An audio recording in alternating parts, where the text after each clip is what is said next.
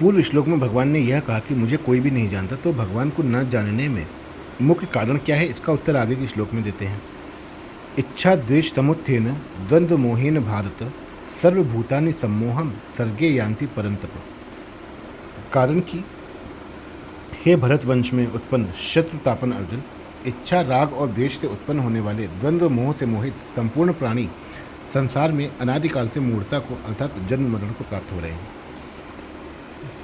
व्याख्या।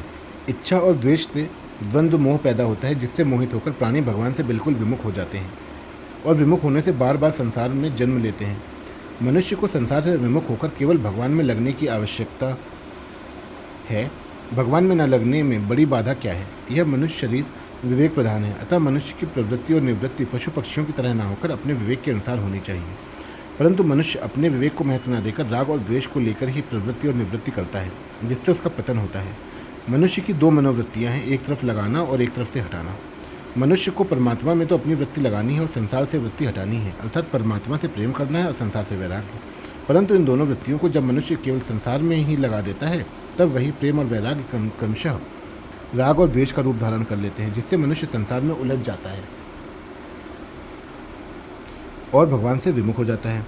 फिर भगवान की तरफ चलने का अवसर ही नहीं मिलता। कभी कभी वह सत्संग की बातें भी सुनता है, शास्त्र भी पढ़ता है, अच्छी बातों पर विचार भी करता है। मन में अच्छी बातें पैदा हो जाती हैं तो उनको ठीक भी समझता है। फिर भी उनके मन में राग के कारण यह बात गहरी बैठी रहती है कि मुझे तो सांसारिक अनुकूलता को प्राप्त करना है और प्रतिकूलता को हटाना है। यह मेरा खास काम है, क्योंकि इसके बिना मेरा जीवन निर्वाह नहीं होगा।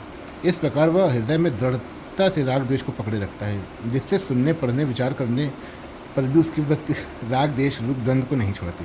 इसी से वह परमात्मा की तरफ चल नहीं सकता।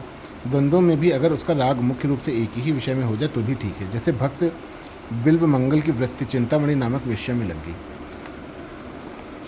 तो उनकी वृत्ति संसार से तो हट ही गई।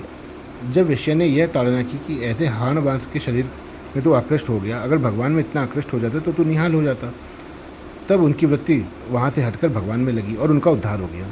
इस तरह से गोपियों का भगवान में राग हो गया तो वह राग भी कल्याण करने वाला हो गया। शिशुपाल का भगवान के साथ द्वेष रहा तो वैरपूर्वक भगवान का चिंतन करने से भी उसका कल्याण हो गया। कंस को भगवान से भय हुआ तो भय वृत्ति से भगवान का चिंतन करने से उसका कल्याण हो गया। हाँ, यह बात जरूर है कि वैर और भय से भगवान का चिंतन करने से शिशुपाल और कंस भक्ति के आनंद को नहीं ले सके। तात्पर्य यह है कि किसी भी तरह से भगवान की तरफ आकर्षण हो जाए तो मनुष्य का उद्धार हो जाता है। परंतु संसार में राग द्वेष काम क्रोध ठीक बेठीक अनुकूल प्रतिकूल आदि द्वंद्व रहने से मूढ़ता दृढ़ होती है और मनुष्य का पतन हो जाता है। दूसरी रीति से यह समझे कि संसार का संबंध द्वंद्व से दृढ़ होता है जब कामना को लेकर मनोवृत्ति का प्रवाह संसार की तरफ हो जाता है। तब सांसारिक अनुकूलता प्रतिकूलता को लेकर राग द्वेष हो जाते हैं, अर्थात एक ही पदार्थ कभी ठीक लगता है कभी बेठीक लगता है, कभी उसमें राग होता है कभी द्वेष, जिनसे संसार का संबंध दृढ़ हो जाता है। इसलिए भगवान ने दूसरे अध्याय में निर्द्वंद्व पद से द्वंद्व रहित होने की आज्ञा दी है। निर्द्वंद्व पुरुष सुखपूर्वक मुक्त होता है। निर्द्वंद्वो ही महाबाहो सुखम बंधात प्रमुच्यते। सुख दुख आदि द्वंद्वों से रहित होकर भक्तजन अविनाशी पद को प्राप्त होते हैं। द्वंद्वैर विमुक्ता सुख दुख संगैर गच्छन्ते मूढ़ा पदम अव्ययम तत्। भगवान ने द्वंद्व को मनुष्य का खास शस्त्र बताया है। तीसरे अध्याय का 34वां श्लोक। जो द्वंद्व मोह से रहित होते हैं वे दृढ़ व्रती होकर भगवान का भजन करते हैं इत्यादि रूप में गीता में द्वंद्व रहित होने की बात बहुत बार आई है। जन्म मरण में जाने का कारण क्या है? शास्त्रों की दृष्टि से तो जन्म मरण का कारण अज्ञान है, परंतु संत वाणी को देखा जाए तो जन्म मरण का खास कारण राग के कारण प्राप्त पारिस्थितिक दुरुपयोग है। फल इच्छा पूर्वक शास्त्र विहित कर्म करने से और प्राप्त परिस्थिति का दुरुपयोग करने से अर्थात भगवद आज्ञा विरुद्ध कर्म करने से सत असत योनियों की प्राप्ति होती है, अर्थात देवताओं की योनि 84 लाख योनि और नरक प्राप्त होते हैं। प्राप्त परिस्थिति का सदुपयोग करने से सम्मोह अर्थात जन्म मरण मिट जाता है। उसका सदुपयोग कैसे करें? हमारे को जो अवस्था परिस्थिति मिली है उसका दुरुपयोग न करने का निर्णय किया जाए कि हम दुरुपयोग नहीं करेंगे, अर्थात शास्त्र और लोक मर्यादा के विरुद्ध काम नहीं करेंगे। इस प्रकार राग रहित होकर दुरुपयोग न करने का निर्णय होने पर सदुपयोग अपने आप होने लगेगा, अर्थात शास्त्र और लोक मर्यादा के अनुकूल काम होने लगेगा। जब सदुपयोग होने लगेगा तो उसका हमें अभिमान नहीं होगा, कारण कि हमने तो दुरुपयोग न करने का विचार किया है, सदुपयोग करने का विचार तो हमने किया ही नहीं, फिर करने का अभिमान कैसे? इससे तो कर्तृत्व अभिमान का भी त्याग हो जाएगा। जब हमने सदुपयोग किया ही नहीं तो उसका फल भी हम कैसे चाहेंगे, क्योंकि सदुपयोग तो हुआ ही नहीं, हुआ है, किया नहीं है, अतः इससे फलेच्छा का त्याग हो जाएगा। कर्तृत्व, अभिमान और फलेच्छा का त्याग होने से अर्थात बंधन का अभाव होने से मुक्ति स्वतः सिद्ध है। प्रायः साधकों में यह बात गहराई से बैठी है कि साधक भजन, जप, ध्यान आदि करने का विभाग अलग है और सांसारिक काम धंधा का विभाग अलग है। इन दो विभागों के कारण साधक भजन, ध्यान आदि को तो बढ़ावा देते हैं, पर सांसारिक काम धंधा करते हुए राग, द्वेष, काम, क्रोध आदि की तरफ ध्यान नहीं देते। प्रत्युत ऐसी दृढ़ भावना बना लेते हैं, काम धंधा करते हुए तो राग द्वेष होते ही हैं, ये मिटने वाले थोड़ी हैं।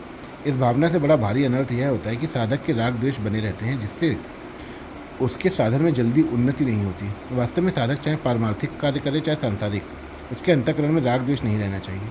पारमार्थिक और सांसारिक क्रिया में भेद होने पर भी साधक के भाव में भेद नहीं होना चाहिए, अर्थात पारमार्थिक और सांसारिक दोनों क्रियाएं करते समय साधक का भाव एक ही रहना चाहिए कि मैं साधक हूँ और मुझे भगवत प्राप्ति करनी है। इस प्रकार क्रिया भेद तो रहेगा ही और रहना भी चाहिए, पर भाव भेद नहीं रहेगा। भाव भेद न रहने से अर्थात एक भगवत प्राप्ति का ही भाव रहने से पारमार्थिक और सांसारिक दोनों ही क्रियाएं साधन बन जाएंगी। परिशिष्ट भाव। यद्यपि संसार बंधन का मूल कारण अज्ञान है, तथापि अज्ञान की अपेक्षा भी मनुष्य राग द्वेष रूप द्वंद्व से संसार में ज़्यादा फंसता है। किसी देश, काल, वस्तु, व्यक्ति, परिस्थिति आदि को अपने सुख दुख का कारण मानने से राग द्वेष पैदा होते हैं, जिसको अपने सुख का कारण मानते हैं उसमें राग हो जाता है, और जिसको अपने दुख का कारण मानते हैं उसमें द्वेष हो जाता है। राग द्वेष मिटने पर मनुष्य सुखपूर्वक संसार बंधन से मुक्त हो जाता है। निर्द्वंद्वो ही महाबाहो सुखम बंधात प्रमुच्यते। पहले 13वें श्लोक में भी भगवान कह चुके हैं, तीनों गुणों से मोहित प्राणी मेरे को नहीं जानता। ऐसे मोहित प्राणी न संसार को जानते हैं न भगवान को। संसार में रचे पचे रहकर मनुष्य संसार को नहीं जान सकता, और भगवान से दूर रहकर मनुष्य भगवान को नहीं जान सकता। वास्तव में संसार का ज्ञान संसार से अलग होने पर और भगवान का ज्ञान भगवान से अभिन्न होने पर ही होता है। संसार नहीं है, यही संसार का ज्ञान है। वास्तव में जो है ही नहीं, रहता ही नहीं, उसका ज्ञान कैसा? संसार है ऐसा मानना ही अज्ञान है।